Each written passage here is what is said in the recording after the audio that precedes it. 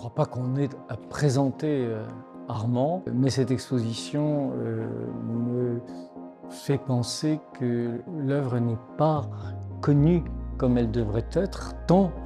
je considère, et nous sommes nombreux à le penser, qu'il est une figure absolument majeure de l'art de ces années 50-80, si vous voulez.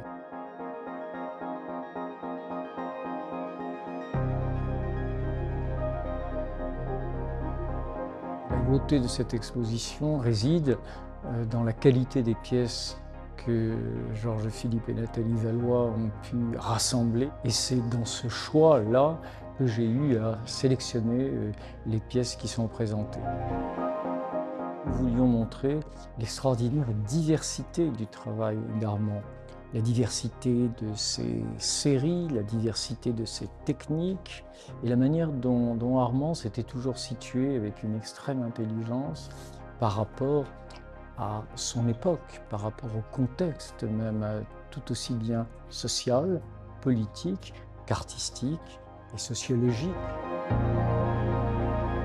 Au début des années 60, il est un artiste qui remet en question sa pratique, qui à l'origine était peut-être davantage picturale, comme lui-même le dit d'ailleurs, qu'elle n'était sculpturale, mais il a conjugué dans une suite de gestes qui allie d'ailleurs une pratique, je dirais, de sculpteur à une pratique de performeur, c'est ce que nous montrons dans l'exposition, un ensemble absolument considérable de projets qui, si vous les revoyez, sont certainement pour beaucoup d'entre eux des projets dont vous avez pu avoir connaissance. Tout le monde connaît le tas des échanges, où on apporte une pièce en échange d'une autre que l'on peut prendre, tout le monde connaît les accumulations. Ces mots sont devenus partie intégrante du vocabulaire de l'art contemporain. Il y a autour de nous des pièces absolument emblématiques, comme le grand cachet qui se trouve derrière moi, comme ces pièces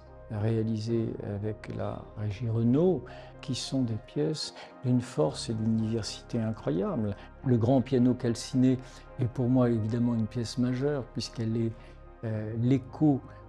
du Chopin Waterloo, l'autre pièce qui se trouve dans les collections du Centre Pompidou, est certainement la résultante d'une action, d'une performance, d'une intensité formidable, qu'on comparera d'ailleurs à l'œuvre d'autres grands artistes dans la scène, disons, internationale dans laquelle il s'est inscrit lui-même très tôt. C'est fort peut-être de cet intérêt que j'ai pour l'art très contemporain que j'ai essayé, de rebond en rebond, de donner à cette exposition le sens, non pas d'une rétrospective, mais d'un questionnement toujours rejoué sur